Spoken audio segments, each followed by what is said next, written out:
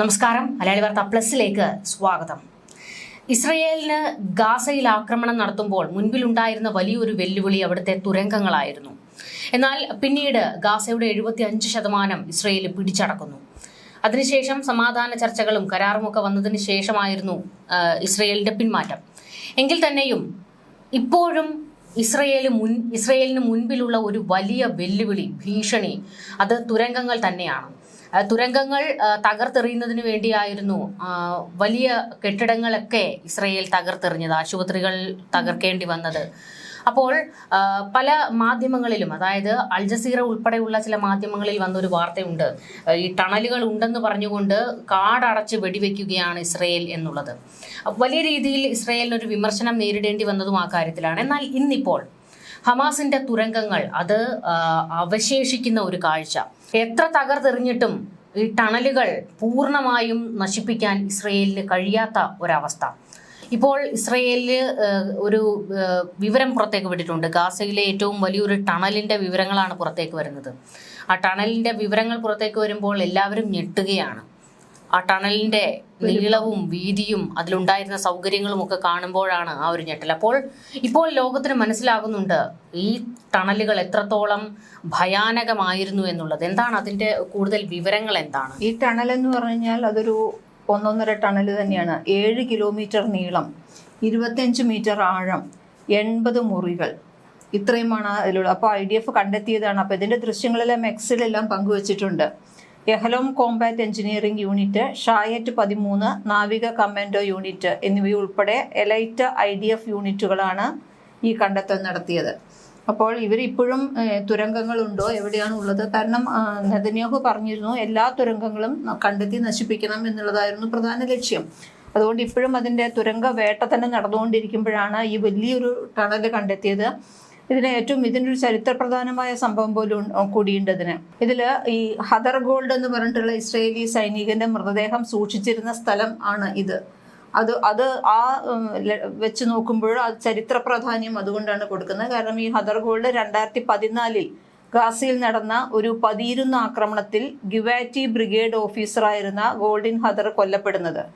Operation protective എഡ്ജിനിടെ വെടിനിർത്തൽ പ്രഖ്യാപിച്ച് വെറും 2 മണിക്കൂറിന് ശേഷമാണ് ഇത് സംഭവിച്ചത്. ഈ മാസം ആദ്യം ഇസ്രയേലിന് ഈ മൃതദേഹം തിരികെ നൽകി. ഈ മൃതദേഹം സൂക്ഷിച്ചിരുന്നത് ഈ ടണലിലാണ് എന്ന് ഇപ്പോൾ അറിവ് കിട്ടിയിട്ടുണ്ട്. 11 വർഷത്തിലേറെയായിട്ട് ഹമാസിന്റെ കൈവശമായിരുന്നു. ഈ 11 വർഷവും ഇസ്രയേൽ നിരന്തരം ശ്രമിച്ചുകൊണ്ടിരിക്കുകയായിരുന്നു ഹമാസിന്റെ കയ്യിൽ നിന്ന് ആ മൃതദേഹം തിരിച്ചു കിട്ടാൻ. അപ്പോൾ ഇപ്പോൾ അത് തിരിച്ചു കിട്ടി എന്ന് പറയുമ്പോൾ വളരെ സന്തോഷമാണ് ബന്ധുക്കൾക്ക് ഉള്ളത്. അതിനെക്കുറിച്ചുള്ള വിവരങ്ങളെല്ലാം പുറത്തു വരുന്നുണ്ട്. കൊല്ലപ്പെടുമ്പോൾ വെറും 23 വയസ്സേ ഗോൾഡിന് ഉണ്ടായിരുന്നുള്ളൂ. 2014 സംഘർഷത്തിലാണ് ഇദ്ദേഹത്തിന്റെ മരണം സംഭവിച്ചത്. അപ്പോൾ ഹമാസ് തടവിലാക്കിയിരുന്ന സൈനികരെ കൊണ്ടുവരാൻ വർഷങ്ങളോളം ഹമാസിന് സമ്മർദ്ദം ചെലുത്തേണ്ടി വന്നിരുന്നു. നമ്മളത് കഴിഞ്ഞ പ്രാവശ്യമൊക്കെയും കണ്ടതാണ്. ഈ ബന്ദികളുടെ ഒപ്പം തന്നെയാണ് ഈ ഹദർ ഗോൾഡിന്റെ ഭൗതികാവശിഷ്ടങ്ങൾ മാത്രം കിട്ടിയത്. അപ്പോൾ അത് ഒരു വളരെ വൈകാരിക നിമിഷമായിരുന്നു. അന്നൊന്നും ഈ ടണല് കിട്ടിയിരുന്നില്ല, ഈ മൃതദേഹം മാത്രമേ കിട്ടിയുള്ളൂ. ഇപ്പോഴാണ് അറിയുന്നത് ഇദ്ദേഹത്തിന്റെ മൃതദേഹം സൂക്ഷിച്ചിരുന്ന ടണലാണ് ഇപ്പോൾ പിടിച്ചെടുത്തിട്ടുള്ളത്. അതൊരു വലിയ സംഭവമായിട്ട് തന്നെ കണക്കാക്കുന്നുണ്ട്. നമ്മൾ ഈ 80 മുറികൾ എന്ന് പറയുമ്പോൾ ഒന്ന് ഓർത്തു നോക്കണം.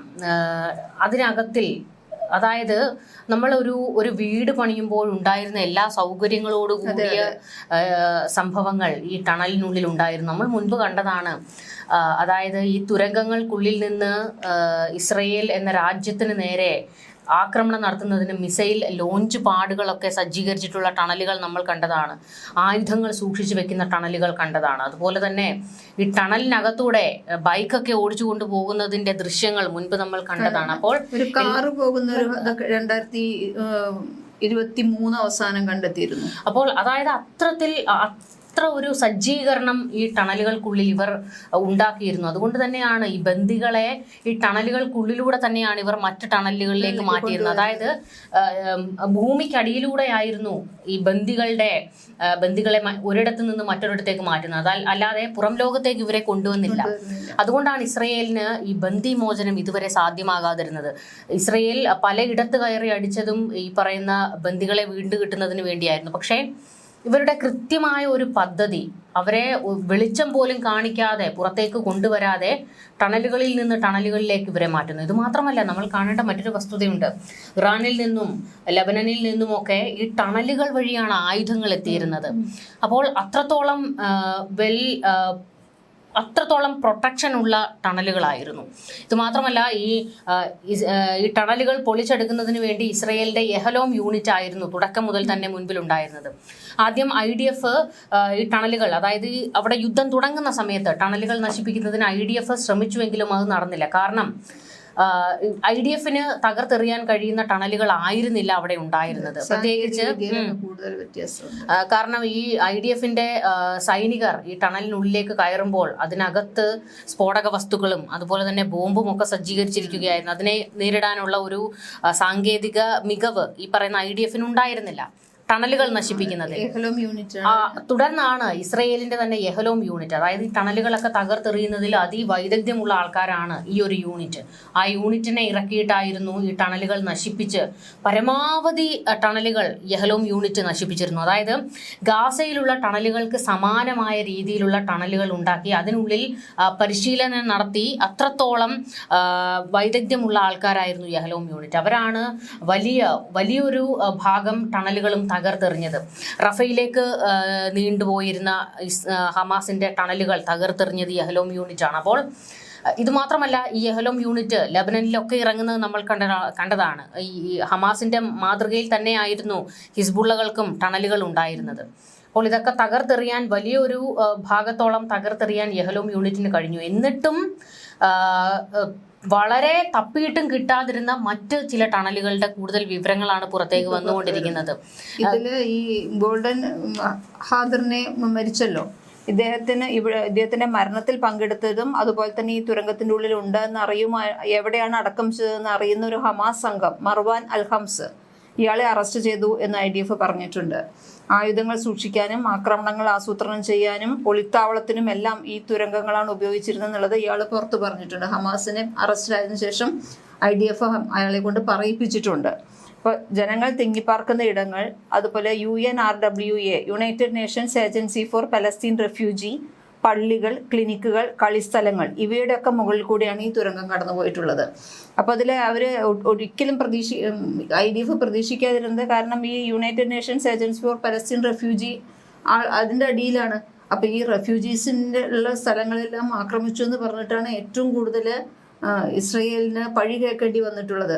ഇതിൻ്റെ അടിയിലെല്ലാം തുരങ്കങ്ങളുണ്ട് എന്നുള്ളത് ഇസ്രയേൽ അന്നു മുതലേ പറയുന്ന കാര്യങ്ങളാണ്.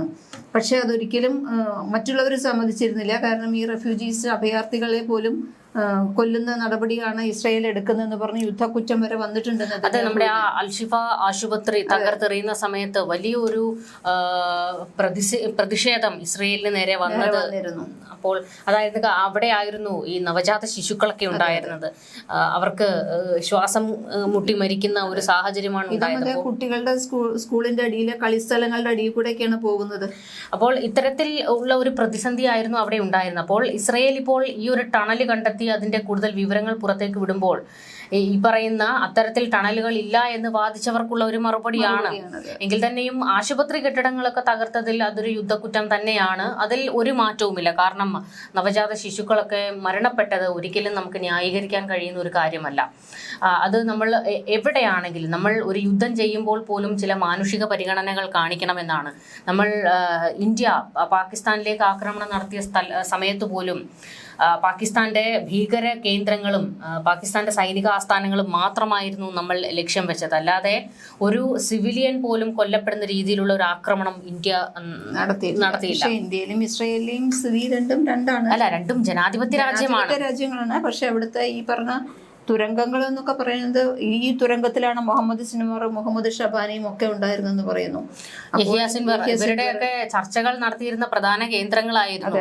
അതും നമ്മൾ കാണേണ്ട ഒരു വസ്തുതയാണ്. ഇത് മാത്രമല്ല, നമ്മൾ മുൻപ് കണ്ടതാണ് യഹിയ സിൻവറിന്റെ ഭാര്യ ഒരു വിലപിടിപ്പുള്ള ബാഗൊക്കെ കയ്യിലിട്ടുണ്ട് ഈ തുരങ്കത്തിലൂടെ. അന്ന് വന്നൊരു ചോദ്യമുണ്ട്, അതായത് തുരങ്കത്തിലൂടെ നടക്കുന്ന ഇവർക്കാണോ കോടികൾ വിലയുള്ള ഒരു ബാഗൊക്കെ, അതിനുള്ള സാമ്പത്തിക ശേഷി ഇവർക്ക് എവിടെ നിന്ന് കിട്ടി എന്നുള്ളതിന്റെ ചോദ്യം വന്നിരുന്നു. അപ്പോൾ അതിനൊരു ഉത്തരമേ ഉള്ളൂ, ഗാസയിലെ ജനങ്ങളെ അവരെ കൊന്നൊടുക്കുന്ന അല്ലെങ്കിൽ അവരെ മുന്നിൽ നിർത്തി കളിക്കുന്നതിന്റെ കാശായിരുന്നു ഈ പറയുന്ന ഭീകരന്മാരുടെ കൈകളിലേക്ക് എത്തിയത്. അപ്പോൾ പക്ഷെ ഒരു കാര്യമുണ്ട്, ഇസ്മയിൽ ഹനിയ അതുപോലെ തന്നെ ഈ പറയുന്ന യഹിയ സിൻവർ ഇവരെല്ലാം മരണപ്പെടുമ്പോൾ ഉണ്ടാക്കിയതൊന്നും അനുഭവിക്കാനുള്ള യോഗം പോലും ഉണ്ടായില്ല. അതും ഒരു എടുത്തു പറയേണ്ട ഒരു കാര്യമാണ്. ഇവിടെയാണ് നമ്മൾ ഭയക്കേണ്ട മറ്റൊരു വസ്തുതയുള്ളത്. റഫയിലേക്കൊക്കെ ഇസ്രയേൽ ആക്രമണം നടത്തുമ്പോൾ ഈജിപ്ത് വലിയൊരു പ്രതിഷേധത്തിലായിരുന്നു. കാരണം റഫ എന്ന് പറയുന്നത് മാനുഷിക കവാടമാണ്. ഇവിടെ ഗാസയിൽ അകപ്പെട്ടു പോയിട്ടുള്ള മറ്റ് രാജ്യക്കാരൊക്കെ പുറത്തേക്ക് പോയതും ഗാസയിലേക്ക് മാനുഷിക പരിഗണനകൾ, അതായത് കണ്ടെയ്നറിൽ സാധനങ്ങളൊക്കെ എത്തിച്ചിരുന്നതും റഫ വഴിയായിരുന്നു. റഫയിലായിരുന്നു ഇസ്രയേൽ മറ്റൊരാക്രമണം നടത്തിയ കേന്ദ്രം. അപ്പോൾ ഈ റഫയിലേക്കും വലിയ തുരങ്ക പാതകൾ ഉണ്ടായിരുന്നു. അത് ഇസ്രയേൽ കണ്ടെത്തിയതിന് ശേഷമായിരുന്നു അവിടെ ആക്രമണം നടത്തുന്നതൊക്കെ. അപ്പോൾ പല വഴിക്കൂടെ ഈ ടണലുകൾ കടന്നുപോയി എന്നുള്ളത് വ്യക്തമാകുകയാണ്. ഇത് മാത്രമല്ല, ഇസ്രയേലിലേക്ക് പോലും ഈ ടണലുകൾ ഉണ്ടായിരുന്നു എന്നുള്ളതാണ്. അന്ന് ആക്രമണത്തിന്, ഈ 2023 ഒക്ടോബർ 7 ആക്രമണത്തിന് ഒരു കൂട്ടർ നേരിട്ട് കയറി ചെല്ലുകയും മറ്റൊരു കൂട്ടർ ആയുധങ്ങളുമായി ഈ ടണലുകളിലൂടെയുമാണ് കടന്നുപോയത്. അപ്പോൾ ഒന്ന് ഓർത്തു നോക്കുക, ഇസ്രയേലിന് വലിയ പിഴവ് സംഭവിച്ചു. ഇസ്രയേലിന്റെ മൊസാദിന്, അവരുടെ രഹസ്യാന്വേഷണ ഏജൻസികൾക്കെല്ലാം പിഴവ് സംഭവിച്ചു. അതായത് ഇസ്രയേലിന്റെ ഭൂമിക്കടിയിലൂടെ ടണലുകൾ ഉണ്ടാക്കിയിട്ടും അവർക്ക് കണ്ടെത്താൻ കഴിഞ്ഞില്ല. ഇത് 2007 മുതൽ ഗാസ മുനമ്പിന്റെ നിയന്ത്രണം ഹമാസിന്റെ കൈവശമായ അന്ന് മുതൽ ഈ സംഘർഷം പൊട്ടിപ്പുറപ്പെടുന്നതിന് 2 വർഷം മുമ്പ് വരെ 500 കിലോമീറ്ററിലധികം, അതായത് 310 മൈൽ തുരങ്കങ്ങളുടെ ശൃംഖലയുണ്ടെന്ന് പറഞ്ഞിരുന്നു. ഇതിനെ ഇസ്രയേൽ സൈന്യം തന്നെ വിളിച്ചിരുന്നത് ഗാസ മെട്രോ എന്നായിരുന്നു. തുരങ്കങ്ങൾ ഇസ്രയേലിന് അടിയിൽ കൂടെ എന്ന് പറഞ്ഞപ്പോഴാണ് ഇത് പറയുന്നത്. ഗാസ മെട്രോ എന്ന് പറഞ്ഞിട്ട് തുരങ്ക ശൃംഖല തന്നെ ഹമാസിനുണ്ടായിരുന്നു, 500 മൈല്. അപ്പോൾ ഇതൊക്കെ പണിയണമെന്നുണ്ടെങ്കിൽ തലയിൽ അത്രത്തോളം വിദ്യാഭ്യാസമുള്ള ആൾക്കാരാണ്. അതിന് മുന്നോട്ട് നിന്നത്. അല്ല, ഒന്ന് ഓർത്തു നോക്കണം, ഈ ബുദ്ധിയൊക്കെ ആ ഒരു ജനതയ്ക്ക് വേണ്ടി ഉപയോഗിച്ചിരുന്നുവെങ്കിൽ എന്നൊന്ന് ആലോചിച്ച് നോക്കുകയാണ്. ഭീകരവാദം നടത്തുന്നതിനും ഫണ്ട് ഒഴുക്കുന്നതിനും ഈ പറയുന്ന പോലെ തന്നെ ആയുധങ്ങൾ ഒഴുക്കുന്നതിനും വേണ്ടി ഉണ്ടാക്കിയതാണ് ഈ ടണലുകൾ എന്ന് പറയുന്നത്. എഞ്ചിനീയറിംഗ് സ്കില്ലോട് കൂടിയിട്ടാണ് ഇത് ചെയ്തിരിക്കുന്നത്. ഇപ്പോ ഈ വൈറ്റ് കോളർ മൊഡ്യൂൾ നമ്മൾക്ക് നേരെ വന്നു എന്ന് പറയുന്നത് പോലെ തന്നെ അതുപോലെ തന്നെയായിരുന്നു ഈ ഹമാസിന്റെ ആൾക്കാരെന്ന് പറയുമ്പോഴത്തേക്ക്. ഈ പണ്ട് നമ്മൾ ഈ ഭീകരവാദികൾ എന്ന് കേൾക്കുമ്പോൾ മറ്റേ വിദ്യാഭ്യാസം ഇല്ലാത്ത തീരെ സാധാരണക്കാരായിട്ടുള്ള കള്ളന്മാരെന്ന് പറഞ്ഞാൽ തന്നെ നമ്മൾ പറയുന്നത് പഠിക്കാത്ത ആൾക്കാരാകുമ്പോൾ നമ്മളൊക്കെ കുട്ടിക്കാലത്ത് പറഞ്ഞിരുന്നു ഒരു ജോലിക്കും പോകാൻ പറ്റില്ല, അവസരം കക്കാൻ പോകേണ്ടി വരും പഠിച്ചില്ലെങ്കിൽ. അപ്പോൾ അത്തരത്തിലുള്ളതാണ് എന്നൊക്കെ ഒരു ധാരണ നമുക്ക് കുറെ കൊല്ലം വരെ ഉണ്ടായിരുന്നു. പക്ഷെ പിന്നീട് അതെല്ലാം മാറി. ഇതിന്റെയൊക്കെ ഇപ്പോൾ ഈ വൈറ്റ് കോളർ ടെററിസത്തിന് ചുക്കാൻ പിടിച്ചതിൽ ഏറ്റവും പ്രധാനി ഉക്കാസ എന്ന് പറയുന്നത് കർണാടകക്കാരനാണ് എന്ന് കണ്ടെത്തിയിട്ടുണ്ട്. ഇതിന്റെ വേരങ്ങ് അഫ്ഗാനിസ്ഥാൻ, പാകിസ്ഥാൻ, തുർക്കി എന്നിവിടങ്ങളിലൊക്കെയാണ് കിടക്കുന്നത്. ഈ ഉക്കാസ അതിന്റെ ഒരാളാണത്. നമ്മളെ ആദ്യം ഒരു സംഘടനയാണെന്നായിരുന്നു, അല്ല ഇതൊരു കോഡ് നെയിമാണ് അയാളുടെ. അപ്പോൾ അയാൾ പറഞ്ഞത് വിദ്യാഭ്യാസമുള്ളവരെ ഉപയോഗിച്ചാണ് ജിഹാദ് നടത്താൻ ഇപ്പോൾ കഴിയുന്നത്, കാരണം അവരെ ആരും സംശയിക്കില്ല. അതാണ് ഈ വൈറ്റ് കോളർ മൊഡ്യൂളിനെ ഉണ്ടാക്കിയെടുക്കാൻ അയാൾ പറഞ്ഞ ഒരു കാരണം. അപ്പോൾ ഒന്ന് ഓർത്ത് നോക്കുക, വിദ്യാഭ്യാസമുള്ളവരൊക്കെയാണ് ഈ പറയുന്ന ഇത്തരത്തിലുള്ള രീതിയിലേക്ക് മാറിക്കൊണ്ടിരിക്കുന്നത്. അവരുടെ ബുദ്ധിയും ശക്തിയും ഒക്കെ ആ രാജ്യത്തെ അവിടെ ഒന്ന് നന്നാക്കുന്നതിന് വേണ്ടി ഉപയോഗിച്ചിരുന്നുവെങ്കിൽ എന്ന് ആലോചിച്ചു പോവുകയാണ്. എന്തായാലും ഇപ്പോൾ വീണ്ടും ഈ ടണലുകൾ കണ്ടെത്തുമ്പോൾ ഇസ്രയേലിന് ഉറപ്പാകുകയാണ് ഞങ്ങളുടെ ജോലി അവസാനിപ്പിക്കാറായിട്ടില്ല എന്നുള്ളത്. കഴിഞ്ഞ ആഴ്ച വീണ്ടും വേറൊരു തുരങ്കം, ഇത്ര വലുപ്പമില്ലാത്ത വേറൊരു തുരങ്കം കൂടി ഭീകരർ ഉപയോഗിച്ചിരുന്നു എന്ന് പറഞ്ഞ മറ്റൊരു ഹമാസ് തുരങ്കം കൂടി കഴിഞ്ഞ വ്യാഴാഴ്ച കണ്ടെത്തിയിരുന്നു. നവംബർ 2-ാം തീയതിയാണ് പ്രധാനമന്ത്രി ബെഞ്ചമിൻ നെതന്യാഹു പ്രസ്താവിച്ചത്, ഏതെല്ലാം തുരങ്കങ്ങളുണ്ടോ അതെല്ലാം തന്നെ പിടിച്ചെടുക്കും. റാഫയിലും ഖാൻ യൂനിസിലും ഉള്ള ഹമാസിന്റെ 2 തുരങ്കങ്ങൾ പിടിച്ചെടുത്തു എന്ന് പറഞ്ഞിട്ട് ഇപ്പോൾ പറഞ്ഞിരുന്നു. അപ്പോൾ ചെറിയ തുരങ്കങ്ങളെല്ലാം പിടിച്ചെടുക്കുന്നുണ്ട്. അതിൻ്റെ ഒപ്പം തന്നെയാണ് ഈ വലിയ തുരങ്കത്തിന്റെ കാര്യങ്ങൾ കൂടി വിശദമായിട്ട് വരുന്നത്. അപ്പോൾ ഈ തുരങ്കങ്ങളിൽ ഉണ്ടായിരുന്ന ഭീകരർ എങ്ങോട്ട് പോയി എന്നുള്ളതും ഒരു ചോദ്യമാണ്. ഭീകരർ ഗാസയിൽ അവസാനിച്ചിട്ടില്ല, അവർ പല വഴിക്കായി ചിതറിക്കിടക്കുന്നു. വീണ്ടും ഒന്നിക്കാനുള്ള നീക്കങ്ങൾ നടക്കുന്നു. ഈ തുർക്കിയിൽ ഹിസ്ബുള്ളയുടെ നേതൃത്വത്തിൽ വലിയൊരു സംഘം വീണ്ടും ഉയർത്തെഴുന്നേൽക്കാൻ ശ്രമിക്കുന്നു. അപ്പോൾ ഇസ്രയേലിന് ഒരു കാലത്തും ആയുധം താഴെ വയ്ക്കാൻ കഴിയാത്ത ഒരു സ്ഥിതിയിലേക്ക് കാര്യങ്ങൾ എത്തിയിരിക്കുകയാണ്. ഈ നമ്മൾ ഇസ്രയേലിന്റെ ഈ വാർത്തകൾ കൊടുക്കുമ്പോൾ അതിന് താഴെ വന്ന് ഒരുപാട് ആൾക്കാർ കമന്റ് ചെയ്യുന്നുണ്ട്. അതായത് ഇസ്രയേലിനെ പോലെ ഇന്ത്യ ആയുധം എടുക്കണമെന്ന്. അതിന് നമ്മൾ കഴിഞ്ഞ ഒരു ചർച്ചയിൽ പറഞ്ഞിരുന്നു, നമുക്ക് അങ്ങനെ കഴിയില്ല. കാരണം നമ്മൾ കുറച്ചുകൂടി വിവേകത്തോടെ കാര്യങ്ങൾ, ഇസ്രയേലിന് വിവേകമില്ല എന്നല്ല, എങ്കിൽ തന്നെയും നമ്മൾ അങ്ങനെ ഒരു രാജ്യമല്ല, ജനാധിപത്യ രാജ്യമാണെന്നതിനേക്കാൾ മതനിരപേക്ഷത നമ്മൾ കൂടുതലായിട്ട് നോക്കുന്നുണ്ട്, ചേരിചേരാ നയം നോക്കുന്നുണ്ട്, അങ്ങനെ ഒരുപാട് പ്രത്യേകതകൾ ഉണ്ട്. അപ്പോൾ നമ്മുടെ നയം ഇസ്രയേലിനെ പോലെ ഒരു നയം സ്വീകരിക്കാൻ ഒരു കാലത്തും ഇന്ത്യക്ക് കഴിയില്ല. പക്ഷേ ഇസ്രയേലിന്റെ അവസ്ഥ എന്ന് പറയുമ്പോൾ ഇന്ത്യയേക്കാൾ ഭയാനകമാണ്. കാരണം ചുറ്റും ശത്രുക്കളാൽ ചുറ്റപ്പെട്ടു കിടക്കുന്ന ഒരു രാജ്യമാണ്. ഒരിടത്തു നിന്നല്ല, ഏത് നിമിഷം എവിടെ നിന്ന് അടി വരുന്നു എന്നവർക്ക് പറയാൻ കഴിയില്ല. അതുകൊണ്ട് അവരുടെ ഒരു രാജ്യത്തിന്റെ പ്രതിരോധ സംവിധാനം വേറെയാണ്. ഈ പറയുന്ന പോലെ തന്നെ ഇന്ത്യ പ്രതിരോധത്തിന് ചെലവാക്കുന്നതിനേക്കാൾ 10 മടങ്ങ് തുകയാണ് അവരുടെ പ്രതിരോധത്തിന് വേണ്ടി ചെലവഴിക്കുന്നത്. അപ്പോൾ ആ ഒരു രീതിയിൽ ഇത് മാത്രമല്ല, ഇസ്രയേൽ എന്ന് പറയുമ്പോൾ ഒരു കുഞ്ഞു രാജ്യമാണ്, എങ്കിൽ തന്നെയും അതിശക്തമായ ഒരു രാജ്യവും കൂടിയാണ്. അവർക്ക് ആയുധം താഴെ വെച്ചുകൊണ്ട് ഒരു നിലനിൽപ്പില്ല എന്നുള്ളത് ഇപ്പോൾ ഈ ഒരു ആക്രമണത്തിലൂടെ തന്നെ ഉറപ്പായി കഴിഞ്ഞിരിക്കുകയാണ്. എന്തായാലും ഇസ്രയേൽ പൂർണ്ണമായും ഗാസയിൽ നിന്ന് പിന്മാറാൻ, ആരൊക്കെ പറഞ്ഞാലും പൂർണ്ണമായി പിന്മാറാൻ തയ്യാറല്ല. അവർ ഈ ഗാസയിൽ വെട്ടിനിരത്തലിന് വേണ്ടി തന്നെ ഇറങ്ങിയിരിക്കുകയാണ്. കൂടുതൽ ചർച്ചകളുമായി കാണാം. നമസ്കാരം. മലയാളി വാർത്ത plus, like, share and subscribe.